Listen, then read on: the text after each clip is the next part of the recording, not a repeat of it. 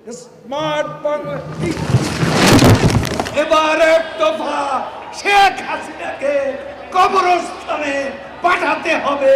পালাবো না। কোথায় পালাবো? পালাবো না। প্রয়োজনে ফখরুল সাহেবের বাসায় গিয়ে উঠবো। কি জায়গা দেবেন?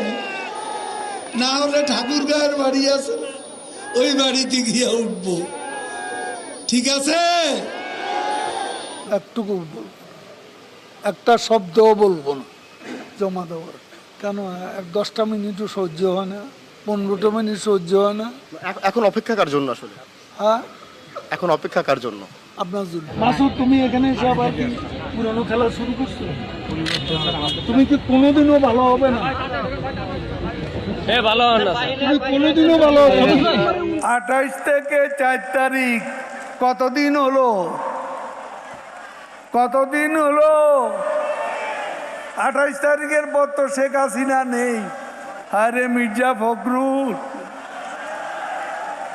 হায়রে হায়। টেলিভিশনে দেখলাম খালি দৌড়াচ্ছে, কেউ কেউ টেনে ধরে হরতাল ঘোষণার জন্য।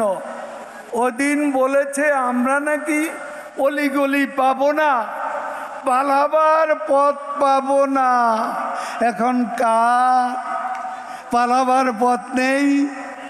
গয়েশ্বর বাবু ডিবি অফিসে গিয়ে কোরাল মাছ খাইলেন, ভালো তো। গয়েশ্বর বাবু কই? আর 27 নয়, আর 10 দফা নয়, এবার এক দফা শেখ হাসিনাকে কবরস্থানে পাঠাতে হবে। এই এক দফা। এটা কি আপনারা শুনেছিলেন? আজ তাই বলতে চাই, ফখরুলের মনেও সেই কথা। শেখ হাসিনা ভাগ্যবতী, হ্যাঁ, আল্লাহর ইমানদার বান্দা, এবং সেজন্যই বাংলাদেশ ও 10 নম্বর মহাবিপদ সংকেতের মধ্যে তেমন ক্ষয়ক্ষতি সম্মুখীন হয়। আওয়ামী লীগ কচু পাতার উপর ভোরের শিশির বিন্দু নয়, টোকা লাগলেই পড়ে যাবে। একথা যদি মনে করেন ভুল করছি। দিবা স্বপ্ন, এই প্রশ্নের অনেক জবাব দিয়েছি, তুমি জবাব দাও। এটা অনেকবার বলেছি, আর বলতে চাই। কথায় কথা ভালো, পরে হেডিং ওটা। তারপর দিন তারিখে দিয়েছি কবে সরকারের পতন হবে। দিবা স্বপ্ন, দিবা স্বপ্ন, বিলবোর্ডে চেহারা আর সামনে দিকে আনা। শেখ হাসিনা ডিজিটাল করে সবারই নায়ক বানাইয়া দিচ্ছে।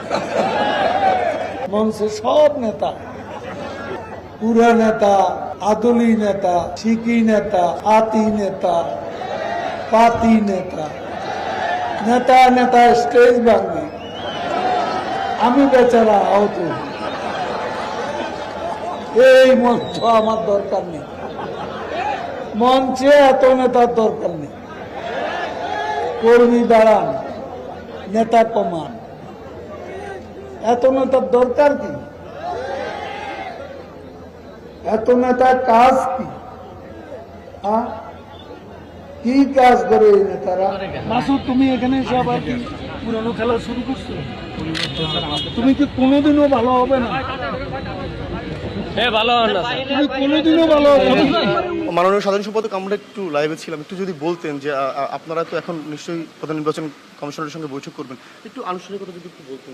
একটুকু বলবো, একটা শব্দও বলবো না জমা দেওয়ার। আমরা যে নামটি জানতে পেরেছি সেটি কি আসলে সত্যি কিনা? না, সেটাও বলবো না।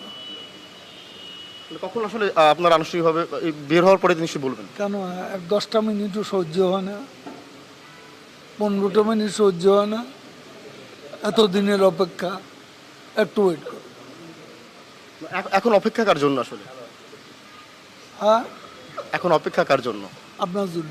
দেশের মানুষ ভালো থাকলে মির্জা ফখরুলের মন খারাপ।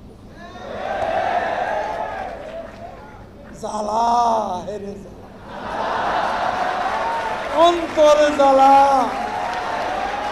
পদ্মা সেতু হয়েই গেল, কর্ণফুলী টানেল হয়েই গেল, ঢাকা তরুণ প্রজন্মে মেট্রো রেল হয়েই গেল। কত ফ্লাইওভার, কত ওভারপাস, কত আন্ডারপাস, সারা বাংলা ঘুরে দেখুন। ফখরুল সাহেব, জ্বালা, বড় অন্তর জ্বালা।